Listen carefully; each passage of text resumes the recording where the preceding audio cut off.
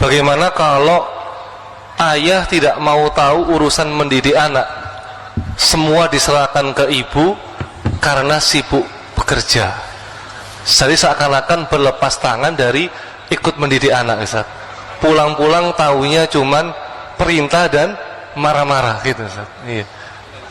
Ya, ini nanya apa curhat ini? Apa yang harus dilakukan seorang istri kalau suaminya ternyata belum sadar tentang kewajiban mendidik anak? Ini anak siapa ini, Pak?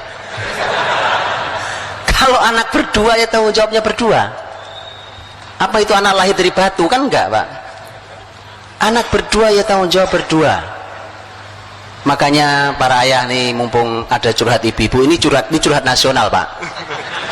Saya udah hafal loh.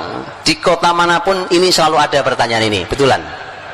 Di kota manapun, maka mumpung saya kumpulkan para ayah, siapa tahu yang nanya istri Anda ini. Atau siapapun lah, siapapun. Bahkan yang tidak bertanya, karena saya tahu ibu ini mewakili banyak ibu-ibu yang lain. Betul Ibu ya? Ibu-ibu senang banget itu. Begini Bapak-Ibu, para ayah. Imam Ibnu Qayyim rahimahullah ta'ala menyampaikan bahwa kalau anak itu rusak penyebabnya ayah.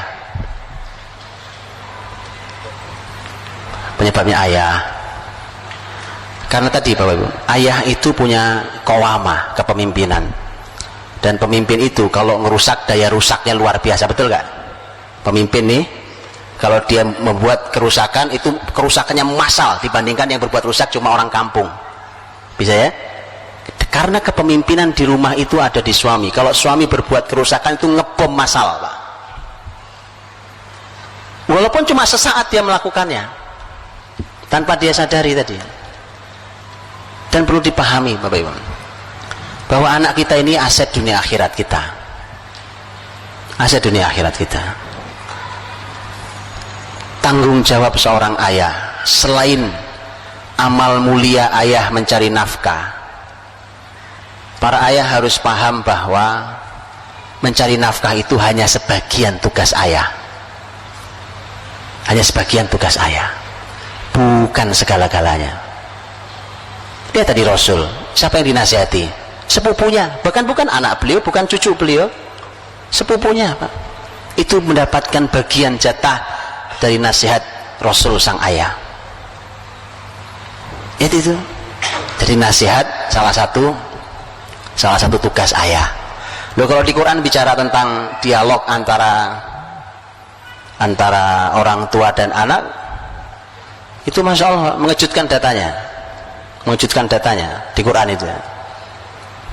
Karena di tesis S2 tentang di Ummul Qura tentang hiwar al-aba ma'al abna fil Qur'anil Karim wa tatbiqatuhu tarbawiyah, dialog antara orang tua dan anak dan aplikasi tarbawinya.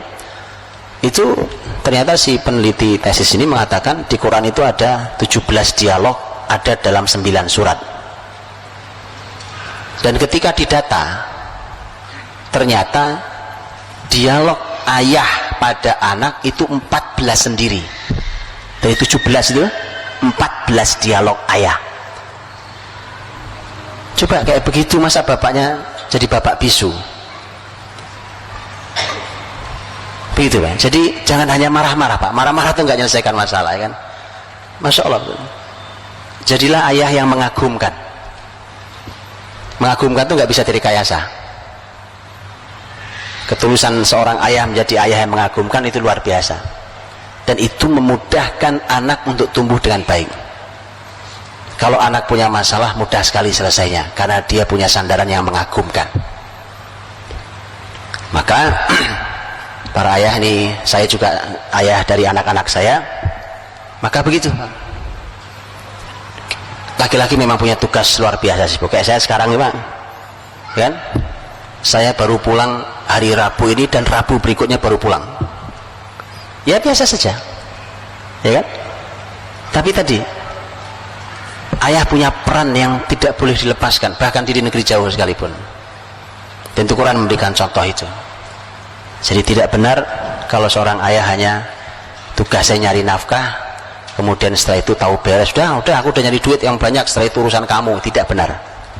Karena ternyata Quran saja ketika bicara dialog orang tua dan anak, justru banyakkan dipotret dialog ayah dengan anaknya. Wallahu a'lam.